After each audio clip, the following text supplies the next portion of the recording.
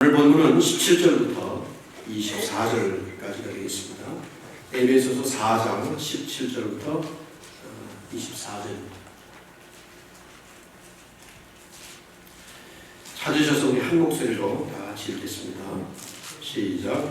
그러므로 내가 이것을 말하며 주 안에서 증언하노니 이제부터 너희는 이방인이 그 마음에 허망한 것을 행함같이 행하지 말라.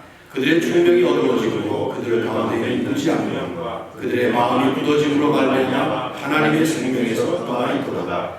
그들이 감각 없는 자가 되어 자신을 방탕에 방임하여 모두 더러운 것을 욕심으로 행하되 오직 너희는 그리스도를 그같이 배우지 아니하였느니라.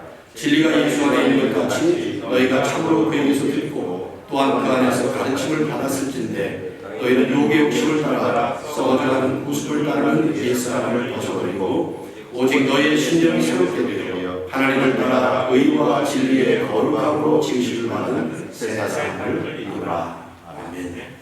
제가 다음 주 암송을 22절, 23절, 24절 석절을 넣었습니다. 이게 한 몫에 외워야 될 것 같아서 좀 길긴 합니다만 여러분 한번 열심히 외우시면 좋을 것 같아요. 자, 22절부터 24절까지 제가 한번 읽겠습니다. 너희는 유혹의 욕심을 따라 썩어져가는 후습을 따르는 옛사람을 벗어버리고 오직 너희의 심령이 새롭게 되어 하나님을 따라 의와 진리의 거룩함으로 지으심을 받은 새 사람을 입으라. 한번 제가 잠깐 기도하죠. 하나님, 매주일마다 에베소서의 말씀의 문을 열면서 하나님께서 우리를 향해서 바라보고 계신 하나님의 그 마음과 기대감을 저희들이 한번 우리 마음에 새기기를 원합니다.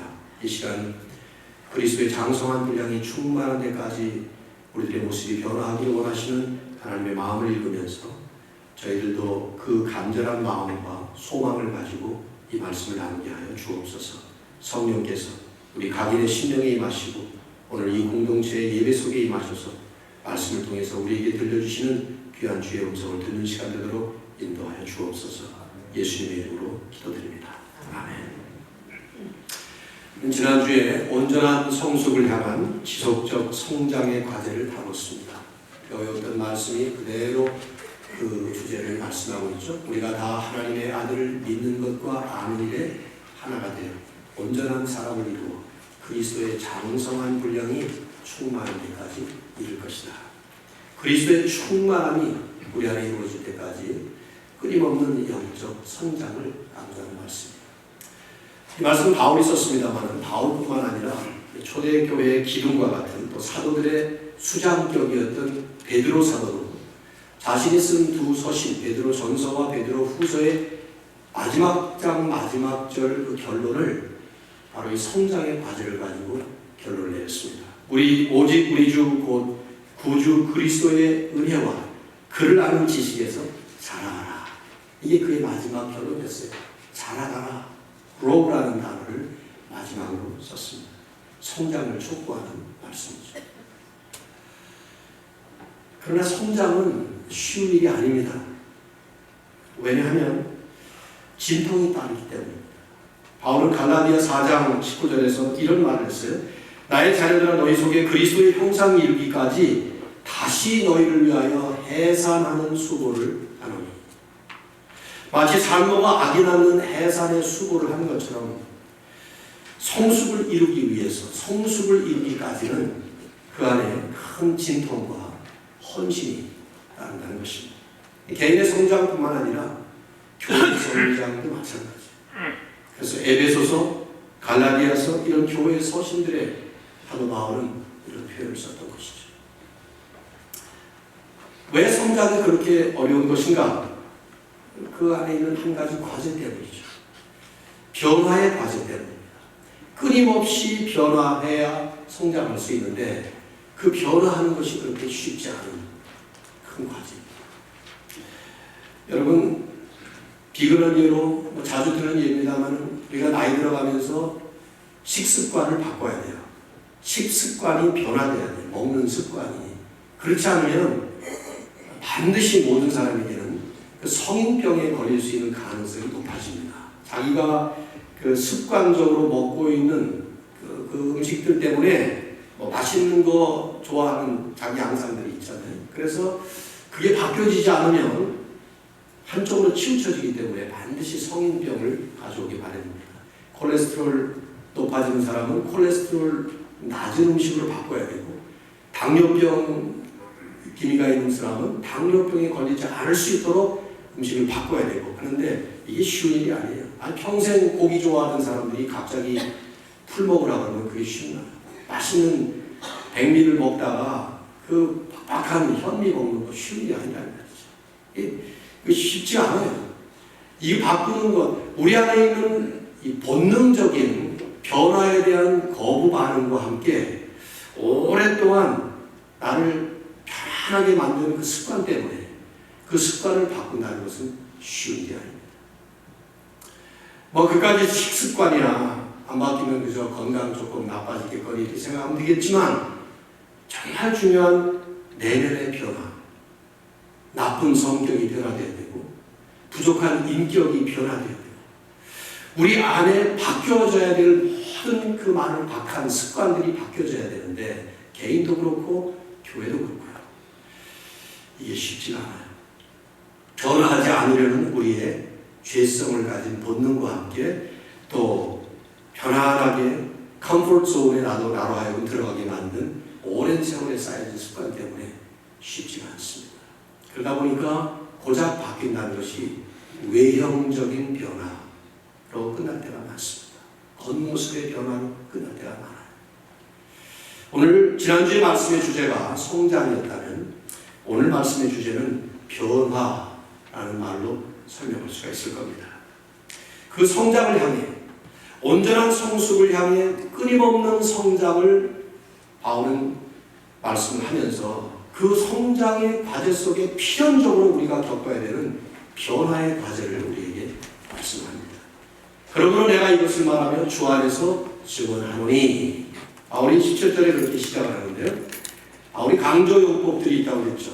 어떤 얘기를 강조하고자 할 때에 불필요한데도 불구하고 그런 말을 합니다. 내가 이것을 말한다. 여태까지도 쭉 말했던 사람이죠.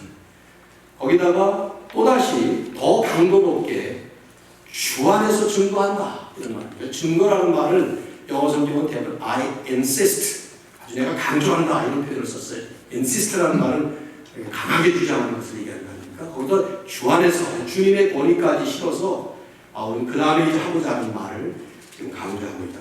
무게 있게 말씀하는 것이죠. 뭘 말합니까? 이제부터는 너희가 이방인이 그 마음에 허망한 것 같이, 허망함으로 행함 같이 너희는 행하지 마라. 이 본문의 핵심은 너희는 이제 예수 믿게 되었기 때문에 더 이상 예수 믿기 전의 삶, 그런 이방인이라고 표현하고 있습니다. 그 예수 믿기 전에 이방인의 삶으로 돌아가면 안 된다는 말이에요. 과거에는 너희가 이방인이었으니까 이방인의 삶을 살았지만 이제는 그리스도인이 되었기 때문에 그리스도인의 삶을 살아야 된다는 말이에요. 신분이 바뀌었기 때문에 그 바뀐 신분에 걸맞는 삶을 살아줘야 된다. 그런 얘기를 하는 거죠. 이 말씀은 이제부터 변화해라 그 뜻이 아닙니다. 이 말씀의 엄밀한 의미는 이미 변화되었으니까 변화된 삶을 살아라 그 말이에요. 예를 들면 감옥에 투옥된 죄수라면 뭐 당연히 감옥 생활을 하는 게 당연하지만 이 사람이 형기를 마치고 출감했다면 이젠 자유인답게 살아야 되는 거예요. 그렇죠? 병들어서 입원 환자로 병원에 들어가 있을 때는 병원 생활을 했지만 이제 몸이 나아서 퇴원했다면 이젠 건강한 삶을 살아야 되는 것입니다. 노예였을 때는 주인의 명령에 따라서 노예 생활을 했겠지만 그러나 자유인이 되고 나면 자유인답게 살아야 되는 거예요. 그런데 만일에 신분은 바뀌었는데 사는 삶의 질이나 스타일이나 양상이 여전히 옛날 신분에 거기에 맞게 산다면 변화되었지만 변화되지 않은 삶을 사는 거라는 것이죠. 바울은 지금 그 말씀을 하는 거예요. 그래서 이제 본문을 둘로 나누어서 얘기를 합니다. 17절부터 19절은 옛사람의 삶, 이들이 예수님을 만나기 전에 그 옛날 이방인 때의 삶이 어떤 것인가를 얘기를 해주고 20절부터 24절은 새 사람의 삶으로 얘기합니다. 예수님을 만난 뒤에 마땅히 살아야 되는 새 사람의 삶을 얘기를 하죠. 사실 이제 오늘 본문이 지나고 나면 이 에베소 4장 25절부터 마지막까지는 오늘 이 본문에 대한 주석이라고 볼 수도 있고요. 본문을 구체적으로 우리의 생활 지침으로 풀이하는 말씀으로 볼 수가 있어요. 오늘 본문이 이제 이 뒤에 나오는 모든 본문에 대한 서론이면서 총론이라고 볼 수 있는 말씀인데, 이미 말씀드린 것처럼 핵심은 간단해요. 너희는 더 이상 이방인이 아니기 때문에 그 이방인 때의 삶으로 돌아가지 말고 이제는 새로운 삶인 예수 믿는 사람, 예수 믿는 삶으로 바뀌어 살아라, 그 얘기합니다. 먼저 이제 옛사람의 삶인 이방인의 삶을 17, 18, 19절에서 설명을 합니다. 17절 말씀. 그러므로 내가 이것을 말하며 주 안에서 증언하노니 이제부터는 이방인이 그 마음에 허망한 것으로 행함같이 너희는 행하지 말라. 바울은 변화해야 될 구체적인 분야를 설명하기 전에 이 마음의 분야를 먼저 지금 핵심적으로 짚고 있어요. 이방인이 그 마음에 허망한 것으로 행함같이 행하지 말라. 우리가 행하는 모든 것들은 우리 마음에서 출발을 하죠. 그렇죠? 그래서 우리의 모든 행함, 우리의 모든 삶 자체, 라이프 자체는 사실은 분석해서 꼬집어서 들어가 보면 결국 마음에서 출발하는 거예요. 생각에서 출발하는 것입니다. 그런데 이제 예수 믿기 전에 이방인의 삶에는 어떤 마음을 가지고 살았냐? 바울은 여기서 한마디로 표현합니다. 그 마음에 허망한 것, 이렇게 표현해요. 허망함. 이것은 전도서에 많이 나오는 헛되고 헛되며 헛되고 헛되니 모든 것이 헛되다 하는 그 표현이에요. 그거하고 아주 똑같은 표현입니다. 이 헛되다. 영어 성경은 meaningless라는 표현을 써요. 의미가 없다. 예수님 알기 전에, 우리가 하나님을 아직 만나고 알기 전에 우리의 생각은 바로 그런 것들이죠. 중심에 하나님이 빠져있는 생각이란 그 자체로 헛되고 허망하고 열매 없는 그런 허망함, 그것을 설명할 수 있는 거예요. 탁월한 주석가인 그 마르커스 바르트라고 하는 분은 이 절을 주석을 하면서 바울은 이 단어 하나로 with one single word라는 표현을 썼어요. 이 단어 하나로 당시 헛된 목표를 향해서 어리석게 살아가고 있던 로마 제국의 모든 사람들의 모습을 묘사하고 있다. 바울은 그 당시 로마 제국의 사람들의 모습을 표현했지만 오늘 우리에게 주시는 말씀을 본다면 이것은 아직 예수님을 알지 못하는 하나님께서 떠나 있는 삶의 총체적인 모습이 바로 그런 것이죠. 허망한, 헛된 그런 마음의 상태. 그걸 이제 18절, 19절에서 풀이해서 설명합니다. 그들의 총명이 어두워지고, 이게 첫 번째 표현이에요. 고대 사회에서는 이 빛이라는 것이 결국은 지혜의 상징이었고 이해의 상징이었습니다. 그러나 총명이 어두워졌다는 말은 이해할 수 있는 지적 능력이 이것이 상실되었다, 그런 말이에요. 머리가 나빠졌다 그런 뜻이 아니죠. 영적인 세계를 이해할 수 있는 지적 능력이 어두워졌다, 그런 뜻이에요. 그래서 영의 세계를 깨닫지 못한다는 것이죠. 그 결과는 그들 가운데 무지함, 즉 영적 무지함에 빠진 것입니다. 그런가 하면 그들의 마음이 굳어짐으로 말미암아 이 마음의 굳어짐, 완고하고 완악하게 굳어지는 마음. 예를 들면 주님 당시에 예수님의 말씀을 듣고 그 주옥 같은 말씀을 분명히 깨달았음에도 불구하고, 게다가 예수님께서 하시는 일들을 보면 메시아만이 할 수 있는 그 이적을 보면서도 그 인정을 하지 않았던 바리새인들과 같은 그런 그 굳어진 마음, 닫혀진 마음, 완악한 그 마음, 그런 마음을 얘기하는 거예요. 의지적인 그 마음의 자세를 표현하는 말이죠. 그래서 결국 하나님의 생명에서 떠나있도다. 뭡니까? 생명의 주인이신 하나님의 생명에서 떠나있다니까 영적으로 죽은 것이죠. 그뿐이 아니에요. 그렇기 때문에 그들의 19절을 보면 감각까지 어두워졌어요. 그들의 감각까지 없는 자가 돼서, 감각이 없는 자처럼 돼서 자기 자신을 방탕에 방임하여 모든 더러운 것을 욕심으로 했다. 이게 다분히 순서적이고 단계적인 것처럼 보이진 말이죠. 우선 감각이 없는 자가 됐어요. 뭐에 감각이 없다는 뜻입니까? 죄에 대한 감각이 없다는 것이죠. 영적으로 무감각한, 못 느끼는 사람이 된 거예요. 죄를 지으면서도 죄 짓는 걸 모른다는 것이죠. 그래서 자신을 방탕에 방임하여 자신을 그냥 내버려둔 것입니다. 그렇게 가도록 2장에 설명한 대로 육체의 욕심을 따라 행하도록, 공중의 권세 잡은 자를 따라 그냥 가도록 자신을 내버려둔 것이죠. 그래서 모든 하는 일이 더러운 것들을 욕심으로 행하는 삶 전체가 방탕하게 되어버린다는 것이죠. 얼른 들으면 너무 심한 표현이라는 생각이 좀 들 수 있어요. 아니 뭐 예수 안 믿는다고 전부 다 이렇게 사나? 너무 심하게 과장된 비하 아닌가 이런 생각이 들죠. 그렇습니다. 겉사람의 모습을 보면 그런 생각이 들 수 있어요. 예수 안 믿는 사람들도 깨끗하게 살고 도덕적으로 살고 또 심지어는 예수 믿는 사람들보다도 더 아주 성결하게 사는 것처럼 보이는 사람들도 많이 있습니다. 그러나 우리 인간의 깊은 영혼까지 들여다보시는 하나님이 보실 때 예수 없이 하나님의 생명을 받지 못한 죽은 영혼의 상태, 그 모습은 이 말씀이 결코 과장이 아닐 겁니다. 요즘에 토요일마다 제가 새벽에 산상수훈을 한 절씩 보고 있는데요. 우리가 어제 본 말씀도 그런 비슷한 말씀입니다만은 예수님께서 우리들의 의가 완벽하지 않으면 천국에 못 들어간다. 바리새인의 의, 서기관의 의보다 더 뛰어나지 않으면 천국에 못 들어간다. 그런 말씀을 하면서 예를 들죠. 살인하지 말라. 너희가 들었지만 여러분 살인하지 말라. 이 가운데 살인하신 분 계십니까? 손들지 마세요. 있으면 곤란하죠. 살인하는 분이 계세요. 없을 거라고 생각해요. 근데 예수님이 하신 말씀은 살인하지 말라는 그 6번째 계명의 의미는 다른 사람을 미워하거나 다른 사람에게 화를 내거나 남에게 욕을 하는 이 다 살인에 똑같은 것이다. 그렇게 보면 우리의 마음속 영혼의 깊은 폐부까지 들여다보시는 하나님 앞에 살인하지 않은 사람이 한 명도 없어요. 간음하지 말라고 하면 들었지만 간음이라는 것을 우리는 어떻게 생각합니까? 불륜과 같은 저질러서는 안 될 부도덕한 성행위를 저질렀을 때 우리는 간음이라고 얘기합니다.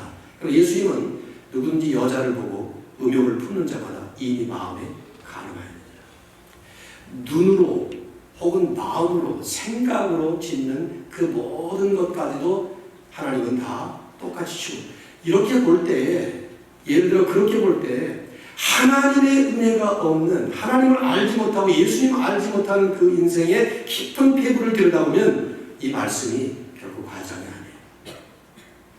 18절과 19절은 예수님 없이 하나님 없이 사는 삶의 5가지 분야를 아주 명확하게 폭로하고 있어요. 그들의 총명이 어두워져서 결국 무지해졌다. 영적인 무지함입니다.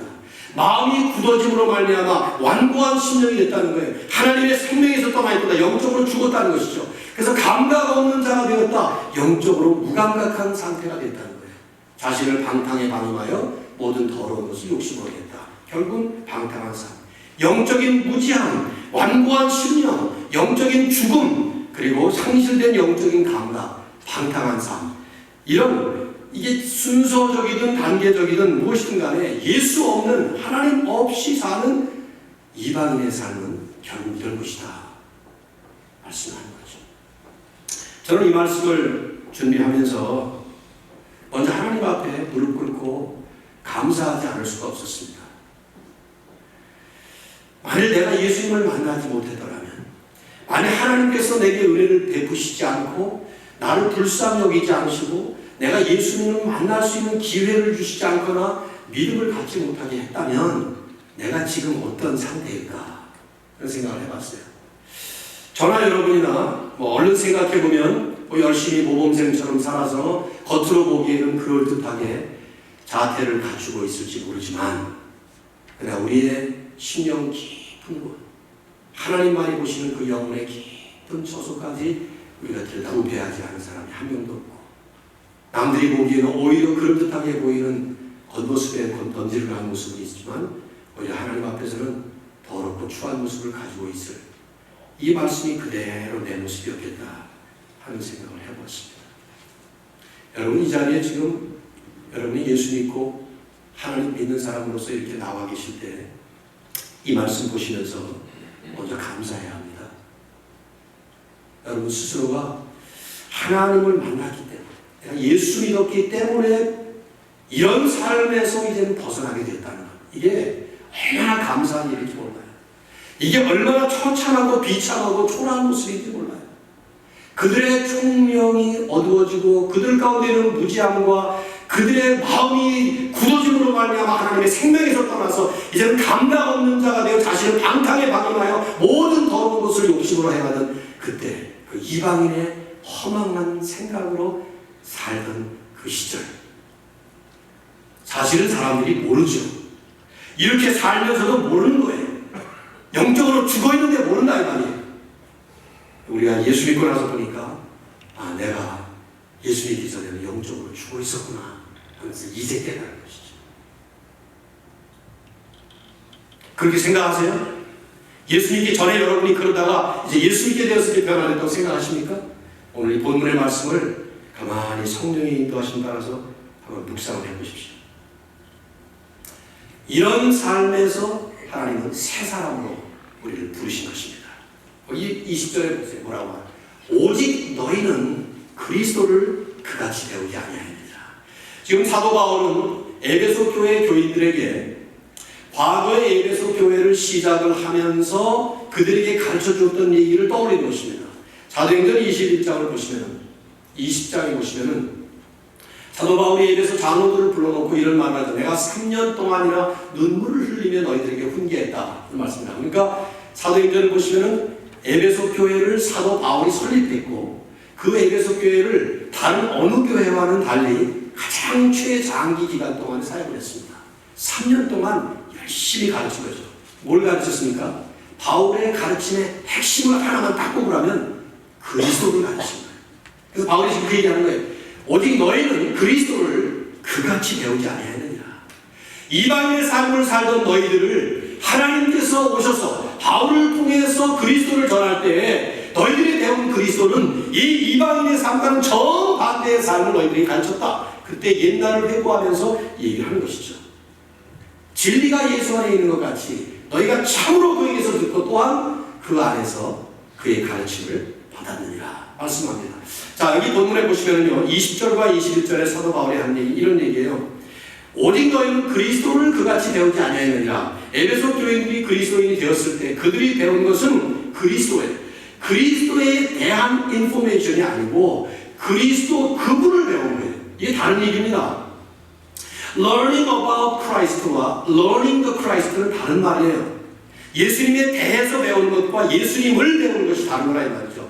여러분이 저에 대해서 아시는 게 많아요. 김태원 목사는 뭐 나이가 몇이고 키가 얼마고 생긴 게 어떻게 생겼고 뭐 학교는 어디 나왔고 뭐 이런 얘기들 이건 전부 저에 대한 인포메이션이죠. 그런데 저는 그런 인포메이션을 더 넘어가는 다른 사람입니다. 그렇죠? 저라는 사람 자체가 이걸 얘기하는 거예요. 우리가 예수님에 대해서 예수는 어떤 분이다, 뭐 성경에서 어떻게 얘기하고 있고, 뭐 설교를 통해서 어떤 이건 전부 인포메이션이에요. 바울이 지금 하는 얘기는 너희는 그리스도를 배웠다 그 말이야. 그리스도에 대한 지식을 획득한 게 아니라 그리스도 그분을 실제로 만났고 인격적으로 그분을 배웠고 그런 얘기를 하는 거예요. 그래서 그 다음에 첨가하는 것이죠. 진리가 예수 안에 있는 것 같이 너희가 참으로 그에게서 듣고 또한 그 안에서 그의 가르침을 받았다. 즉 진리가 예수 안에 있는데 그 말이죠. 그 진리, 즉 예수를 너희들이 들었어요.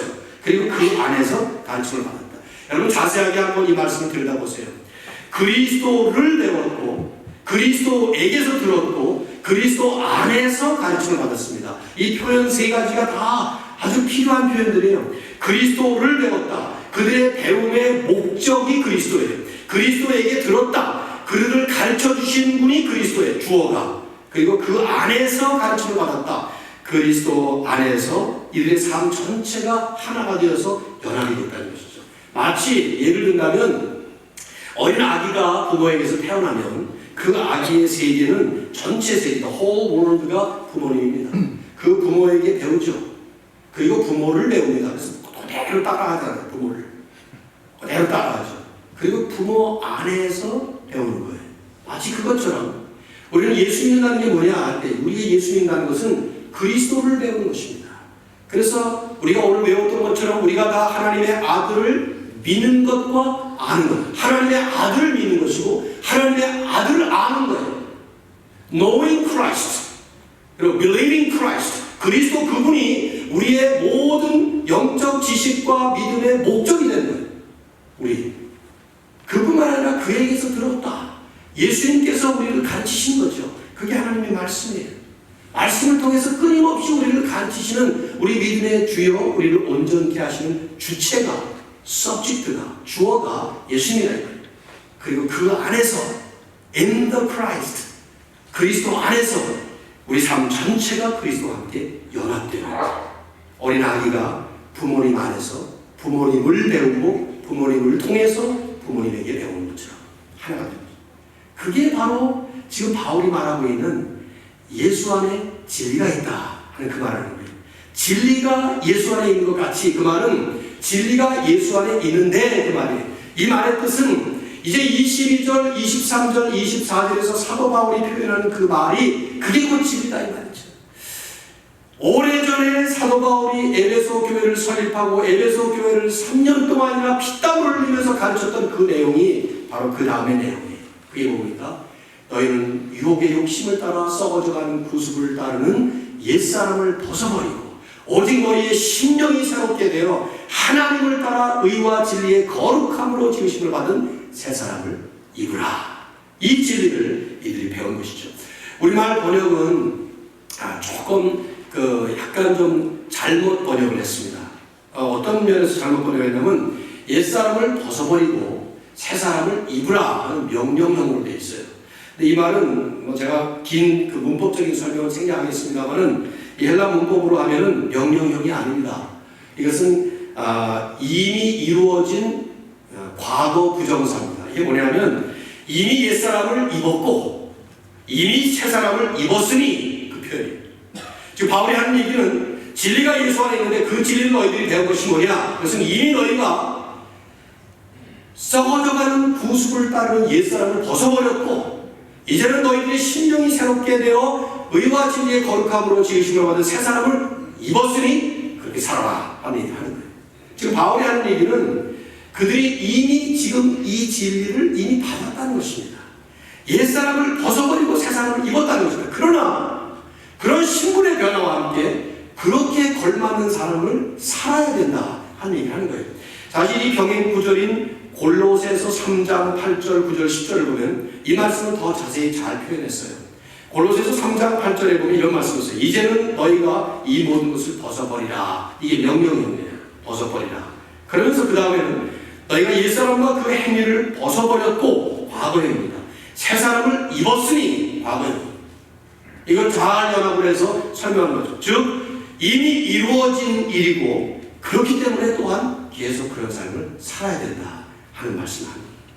자, 이걸 우리가 어떻게 이해해야 되느냐? 저는 이 부분이 우리들이 그리스도인의 삶을 살아가면서 에베소서가 우리에게 지금 지향하고 있는 큰 핵심이라고 생각해요.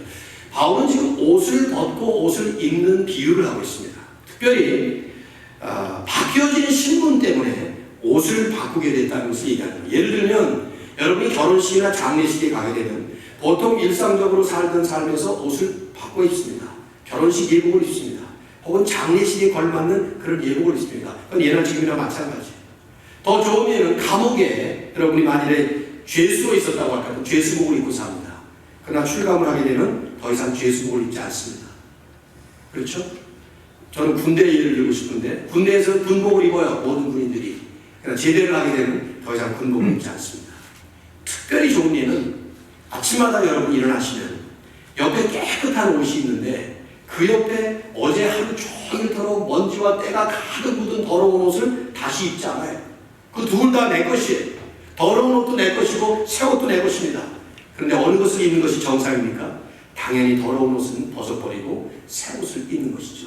신분이 바뀌었기 때문에 너무 당연한 거예요. 이 본문의 의미는 이미 너희는 새 사람이 되었다는 거예요. 더 이상 이방인이 아니다.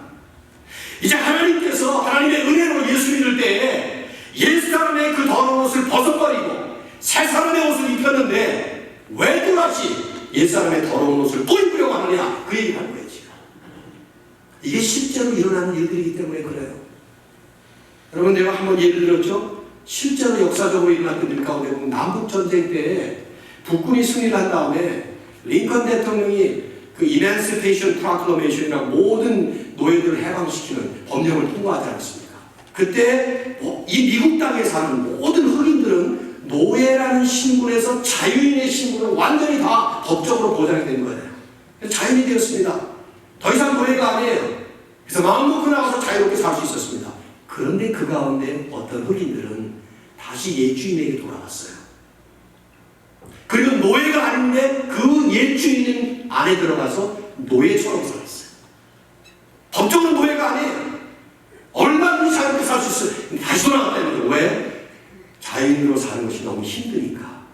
이 새롭게 변화된 세상에서 가나안 땅으로 새롭게 가게 만드신 그 하나님의 그 거룩한 목적을 망각해버리고 애굽 시절이 좋았으니 하면서 애굽으로 자꾸 돌아가려고 했던 그 출애굽할 때 그 망령된 짓을 했던 이스라엘 백성들처럼 이게 우리들에게도 있는 죄의 본능이라 이 말이죠. 죄의 본능 하나는 특징은요, 자꾸만 옛날 죄로 돌아가도록 만들려는 거예요. 새 사람을 입었으니 새 사람으로 살아라. 바울의 핵심이죠. 그 새 사람이 무엇입니까? 바울이 이제 25장 5절부터 차근차근히 말, 행동, 생각 이것들 쫙 얘기합니다. 이제 그러기 전에 23절, 24절에서 간략하게 말씀합니다. 뭐라고 말합니까? 오직 너희의 심령이 새롭게 되어 하나님을 따라 의와 진리의 거룩함으로 지으심을 받은 새 사람의 삶을 살아라. 여기에 세 가지 요건이 나오죠. 심령이 변화된다. 심령, 마음의 변화, 영혼의 변화, 겉모습만의 변화가 아니죠. 끊임없이 우리의 속사람의 내면 세계의 영혼이 변화되는지를 우리는 끊임없이 봐야 돼요. 여러분, 예수 믿고 나서 교회 잘 나오는 거 대단한 일 아닙니다. 예수 믿고 나서 과거에 술 마시다가 술 끄는 거 그것도 대단한 일 아니에요. 정말 대단한 일은 내 심령 깊은 곳에 영혼의 세계가, 내면의 세계가 성령으로 계속 충만히 채워져요. 심령의 변화, 마음의 변화, 이 심령, 스피릿. 두 번째는 지속적인 변화예요. 새롭게 되어. 이 표현이 우리말과 영어라든가 이런 다른 언어에 없는 헬라어에 지속적으로 이루어져야 되는 진행형으로 되어 있습니다. 그러니까 지속적으로 새롭게 되어 그 말이에요. 지속적으로. 성경에 여러분이 신약성경을 보면요, 이 새롭게 된다는 말씀이 나올 때마다 언제나 진행형이에요. 고린도후서 4장 16절 잘 알죠. 우리의 겉사람은 부패하지만 우리의 속사람은 날로 새로워지도다. 그럴 때도요, Our inner being is renewed. 그 말은 continue to be renewed. 그 말은 계속해서 변화되는 말이에요. Day by day. 날마다. 어저께도 새로워졌지만 오늘도 계속해서 지속적으로 새로워져요. 그리고 세 번째, 진실한 변화죠. 하나님을 따라 하나님의 모습을 닮아가는 것입니다. 어떻게 해요? 의와 진리의 거룩함으로 지으심을 받아요. 이 말은 더 정확하게 표현하면 진실한 의로움과 진실한 거룩함 이렇게 표현할 수 있어요. NIV가 잘 표현했어요. True righteousness and true holiness. 하나님의 온전한 성품인 그 의와 그리고 하나님의 거룩함을 진실하게 진정한 모습으로 변화하는 이런 모습. 오늘 말씀의 핵심은 변화입니다. 변화. 하나님은 일편 우리에게 한편에서는 우리를 이미 변화시키시는 신분의 변화를 우리에게 허락해 주셨어요. 우리는 더 이상 이방인이 아니에요. 더 이상 예수 믿지 않는 사람으로 하나님께서 우리를 언제든지 우리를 그렇게 버리지 못한다 이 말이에요. 이제 신분적으로 우리는 완전히 법적으로 보장이 된 사람들이 천국 가게 되어 있는 사람이라 이 말이죠. 그런데 이제 하나님은 우리를 그런 사람답게 계속해서 변화되는 진실되게 변화되는 삶으로 우리를 이제 촉구하고 계시는 것입니다. 저는